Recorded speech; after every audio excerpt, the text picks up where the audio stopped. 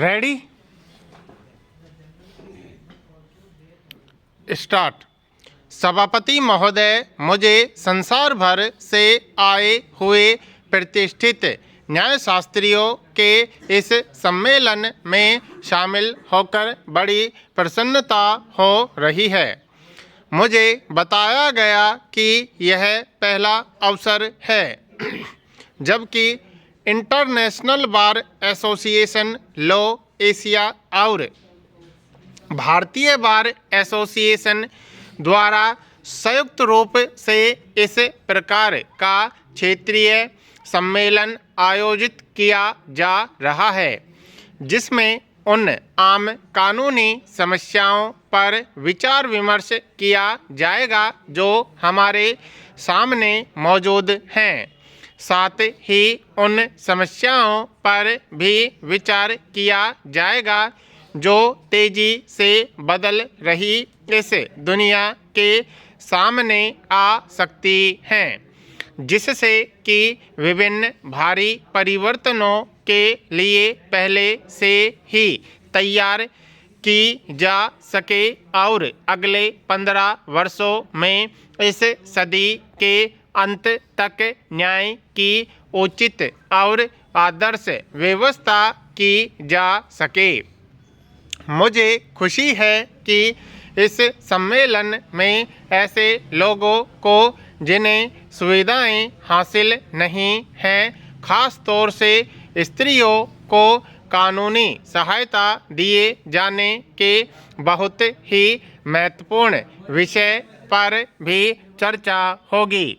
मैं कामना करता हूं कि इस सम्मेलन में जो विचार विमर्श होगा उसका आने वाले 15 वर्षों के दौरान राष्ट्रीय और अंतर्राष्ट्रीय कानून बनाने की प्रक्रिया पर लाभदायक प्रभाव पड़ेगा।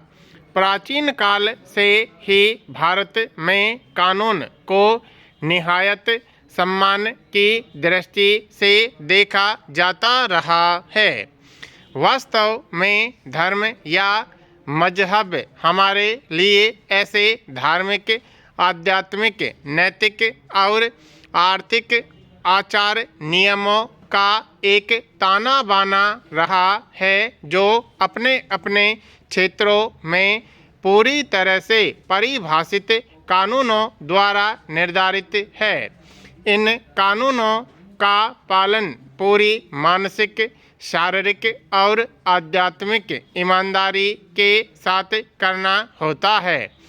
कानून के निष्ठापूर्वक पालन के कारण ही हमारी सभ्यता और संस्कृति सदियों से राजनीतिक उथल-पुथल और विदेशी हमलों के बावजूद न केवल जीवित ही रही है बल्कि इसने एशिया के दूसरे देशों के लोगों को भी प्रभावित किया है और मानव चिंतन के विकास में योगदान दिया है। पाषाण काल से लेकर आज के निहायत ही औद्योगिक वातावरण का समाज की प्रगति के साथ साथ कानून की धारणा में भी भारी परिवर्तन हुए हैं। बैलगाड़ी के युग से आज के सुपरसोनिक युग तक आने में मनुष्य की गतिविधियां इतनी बढ़ गई कि जिनकी पहले कभी कल्पना भी नहीं की जा सकती थी। इन बदली हुई परिस्थितियों के लिए सामाजिक अनुशासन की बिल्कुल ही नई व्यवस्था की जरूरत है। जनसंख्या में भारी वृद्धि इंसान की अनेक प्रकार की गतिविधियों तथा ऐसे ही अनेक विभिन्न कारणों से आज की दुनिया में न्याय प्रणाली पर भारी प्रभाव पड़ रहा है। जो कानून पहले बनाए गए थे और जो न्याय व्यवस्था एक निश्चित सामाजिक प्रणाली को लेकर तैयार की गई थी, वह आज के इस जबरदस्त और अचानक परिवर्तन को देखते हुए बिल्कुल अपूर्ण साबित हो रही है। किसी दूसरी विकासशील संस्था की तरह ही कानून स्थिर नहीं हो सकते। उन्हें बदलते हुए हालात की ज़रूरतों के अनुसार लगातार अपने आप को ढालना होगा। यह अनुमान लगाना संभव नहीं है कि भविष्य में कानून के क्षेत्र में आने वाली समस्याओं के क्या कानूनी हल निकाले जाएंगे। सभापति महोदय, अभी तक समुद्री कानून को अंतर्राष्ट्रीय कानून से संहिताबद्ध करने की जरूरत का कोई ऐसा पूर्ण हल नहीं निकाला जा सका है जो सबको स्वीकार्य हो। हम पहले से ही अंतरिक्ष में दुनिया के भिन्न राज्यों के अधिकारों और जिम्मेदारियों को नियमित करने के लिए कानून बनाने की समस्याओं का सामना कर रहे हैं।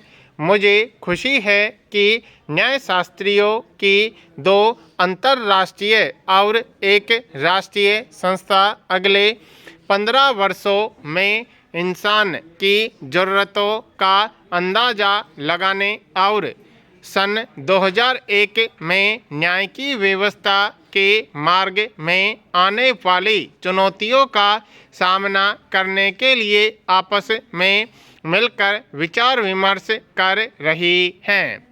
इसका एकमात्र उत्तर यह मालूम होता है कि हम न्याय की अपनी उस पुरानी प्रणाली पर फिर से लौट जाएं, जिसमें सामाजिक और नैतिक आदर्शों को पवित्र माना जाता था और उनका उल्लंघन नहीं किया जाता था। हर आदमी इन कानूनों का पालन करना अपना एक धार्मिक कर्तव्य मानता था। आज वैज्ञानिक और आर्थिक प्रगति के कारण धर्म का प्रभाव कम हो गया है, इसलिए समाज को इन बदलते हुए हालात के मुताबिक अपने आप को ढालना होगा और नई मान्यताएं तथा आत्म अनुशासन पैदा करना होगा। लोगों को समाज के प्रति अपने कर्तव्यों का ज्ञान कराया जाना चाहिए ताकि न्याय प्रणाली पर से गैर जरूरी भार को कम किया जा सके और व्यक्ति स्वयं भी उसमें भागीदार बने, जैसा कि प्राचीन धर्म अर्थात नैतिक बल के जरिए होता था। मुकदमेबाजी अब एक मनोरंजन जैसा कार्य बन गया है। कभी कभी सिर्फ शौकिया तौर पर और कभी कभी कानून की गिरफ्त से बचने के लिए लोग मुकदमेबाजी करते हैं। कभी कभी कानून और कानूनी पाबंदियों के उल्लंघन के लिए अदालतों का सहारा लेना एक सुरक्षित साधन माना जाता है। अगर कानूनी क्षेत्र का इस्तेमाल वकीलों और कानून तोड़ने वालों के लिए एक उत्तर और लाभकारी साधन बनकर रह जाता है तो इससे भ्रांति पैदा हो जाएगी और कानून का ध्येय ही खत्म हो जाएगा। न्यायाधीशों और वकीलों से अनुरोध है कि वे अपनी जिम्मेदारी की ऊंची भावना से मौजूदा कानून प्रणाली की भूल भुलैया पर विचार करें, जिनके कारण न्याय का मूल आधार ही नष्ट हो रहा है और न्यायपालिका को सामाजिक उन्नति के एक साधन के रूप में मजबूत बनाने के लिए उचित उपाय ढूंढ निकालें। आज आम आदमी अदालत में जाने के विचार से ही कतराता है।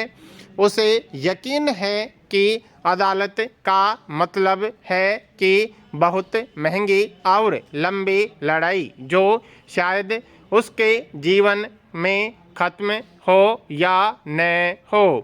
हमेशा ही समय पर न्याय मिलना बहुत ही जरूरी है। कानून में देरी का रोग न्याय व्यवस्था को ही खाए जा रहा है।